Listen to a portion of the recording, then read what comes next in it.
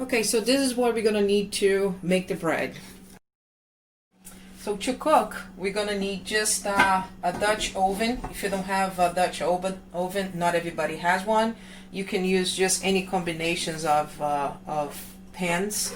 You know, as long as you have a place that's enclosed for the bread to cook for the first 30 minutes, you should be fine.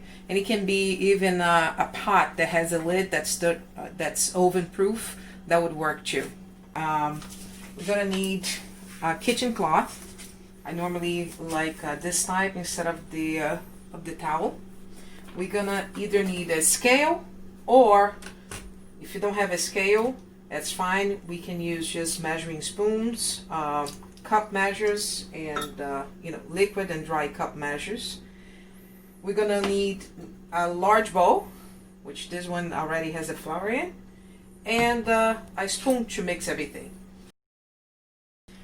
Now to make the bread, it's basic 4 ingredients: flour, salt, yeast, and water. So that's the base for all your breads. Throughout the video, I'm going to show you how to create some variations of the bread. So let's start this. I'm going to have my scale set up here, but I'm also going to use the measuring cups. Just make sure that everybody has it. I'm sure everybody has it at home. Anyways, here I have the 4 cups of flour, all-purpose flour. Normally, the higher the protein content of the flour, the better the bread comes out. Don't know the science behind it, but that's what it is.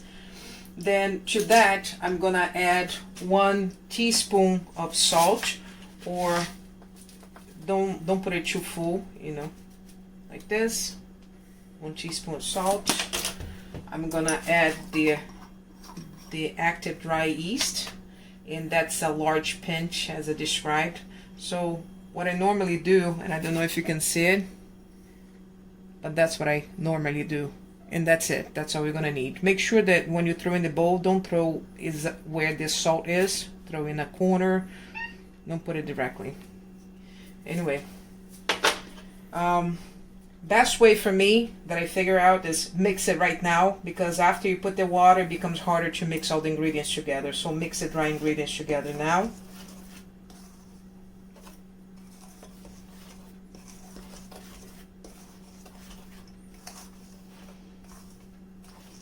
This thing should be very well mixed. Now what we're gonna do is, if you wanted to make let's say Parmesan cheese flavored bread, you would throw the Parmesan cheese right now in here, and you would mix it with the flour. If you wanted to make a sweet bread, you would put the cinnamon, the allspice, and the dry cranberries or dry raisins in here and mix it, and to then add the liquid. So just make sure that you mix all the dry ingredients before you add the liquid ones. So here I have 400 milliliters of water. This can vary, and as you make the bread, you're gonna adjust it. I know that when I'm down in Brazil, I use 350 for some reason. I think the flour there absorbs less of the water. But anyways, anytime I'm here, I cook with 400, and that comes out perfect. I have 400 here. Another option that you have in this bread, and I'm just throwing it out there, is instead of using 400 milliliters of water, you can you can make a strong tea of your favorite flavor. For me, for example, is rosemary. I love rosemary bread. So if I have dry rosemaries, I will make a rosemary tea, a strong rosemary tea, and I'll add to the tap water.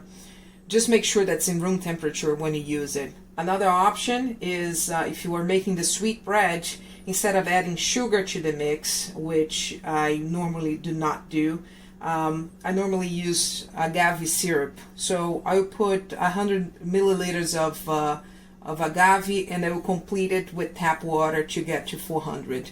Pretty simple. Anyways, so in here, put in the flour.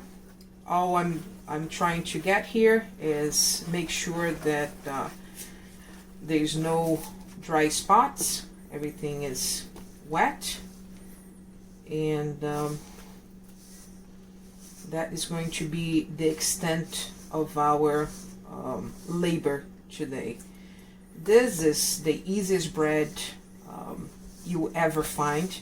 It takes a little bit of time for it to rise up because it doesn't take a lot of dry yeast.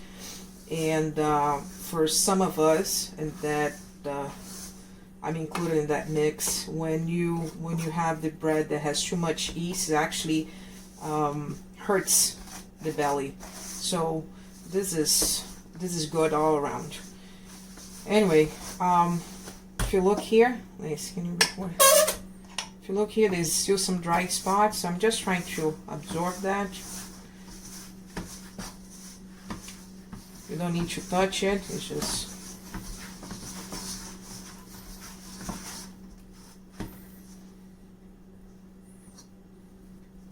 and that's it. Okay, that's all. Put this here. Now you're going to use your cloth to cover this, and what I normally do is I put in the microwave for at least 8 hours.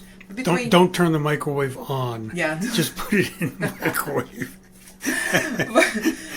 I put in the microwave for at least 8 hours to allow it to rise. Normally I do it at night, so when I wake up in the morning, I do the rest of the stuff, and it's pretty much fresh bread in the morning.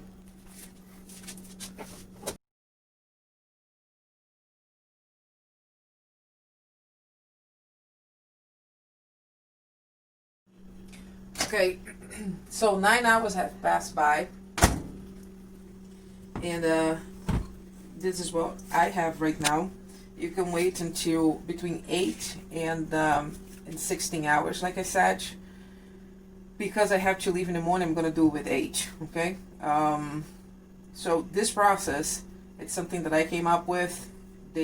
Normally, you have to flour surface, move the dough to the floured surface, and that is just too much work, and then to clean is a nightmare. So this works beautifully, and you don't get a lot of things dirty. It's very easy. All you need to do is you're gonna use some flour, and that's where the extra flour comes in. I normally start putting the flour on one of the edges, and I bring this, use my hands to kind of pinch the edge and bring it to the middle.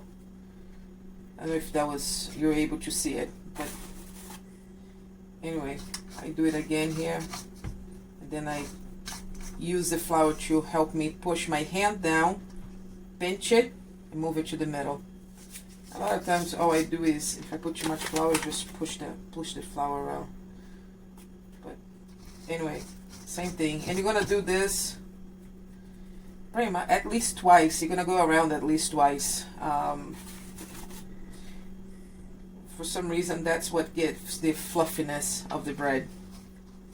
Okay.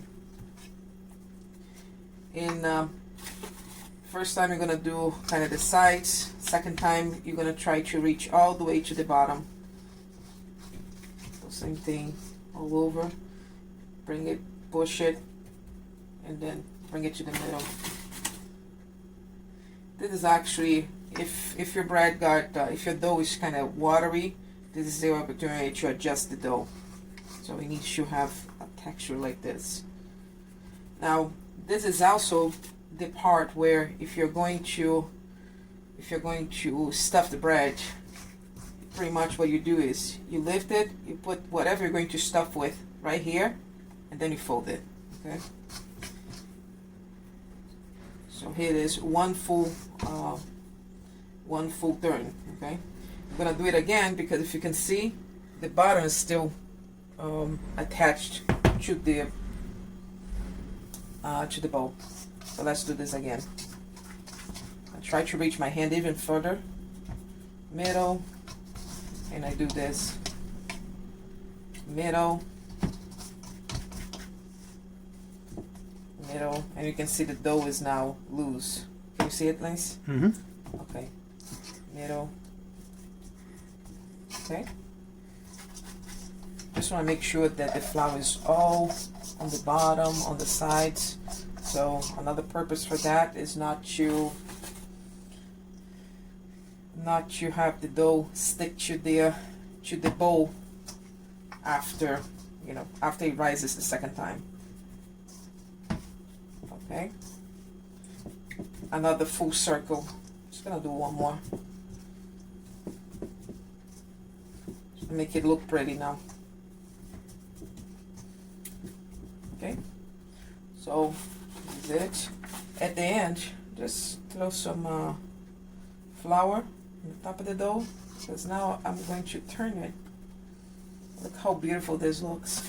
And that's the full extent of kneading this bread. Okay. That's it. I'm going to cover it again, put in the microwave again for another 2 hours, and so it rises again, and then it's ready to cook.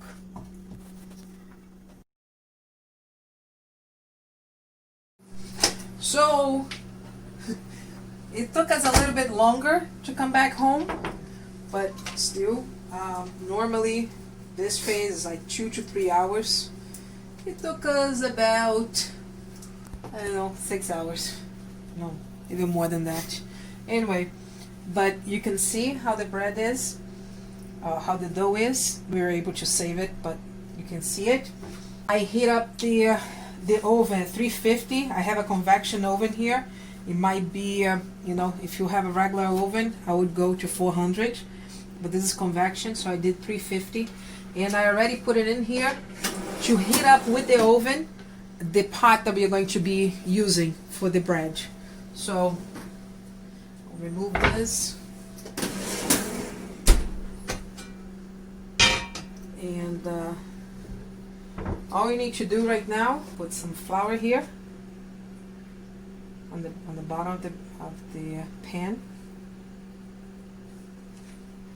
and then you're going to let this come down so you can fall into the pan or the pot, whatever you're using.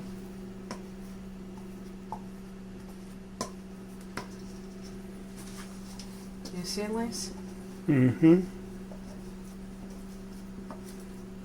So do not mash it.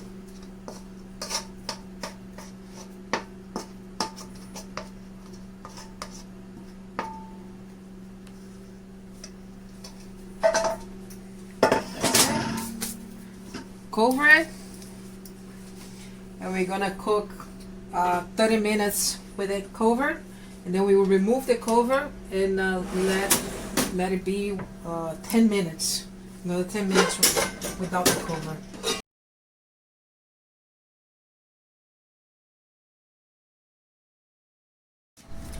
Okay, so after it took a little bit longer this time, it was 45 minutes. But here it is.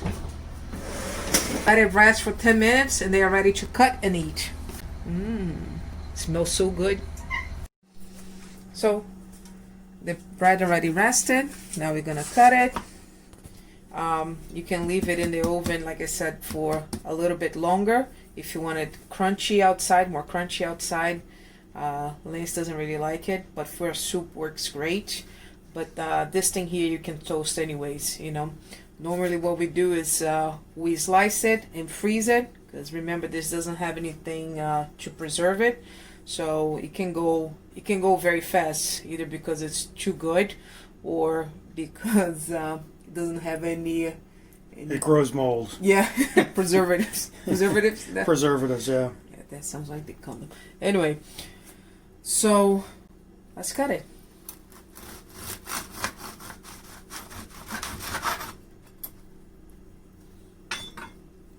This is the bread. Okay.